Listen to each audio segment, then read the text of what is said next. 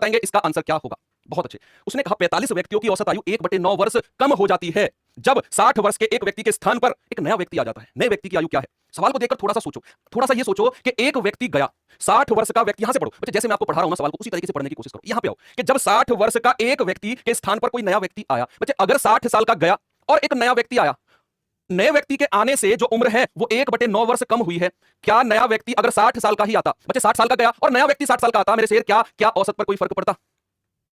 60 साल का बुजुर्ग गया और अगर 60 साल का ही बुजुर्ग आता, क्या औसत पर कोई फर्क पड़ता? नहीं पड़ता सर, कभी नहीं पड़ता। लेकिन हुआ क्या कि नए व्यक्ति के आने से जो आयु है वो 1/9 कम हुई है, यानी कि जो नया व्यक्ति है वो 60 साल से कम का होगा।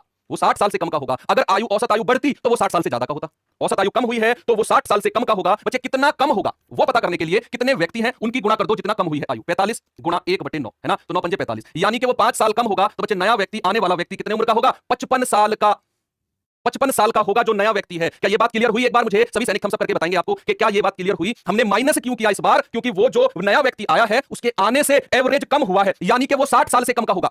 वो 60 साल से कम का होगा। अब कितना कम का है वो पता करने के लिए कितने व्यक्ति हैं टोटल, उसकी गुणा इसमें कर दो जितनी कम हुई है आयु। तो 45 गुणा 1/9 यानी कि 5 साल कम होगा, तो नए व्यक्ति की उम्र हो जाएगी 55 वर्ष। नए व्यक्ति की उम्र हो जाएगी 55 वर्ष। इसका बेसिक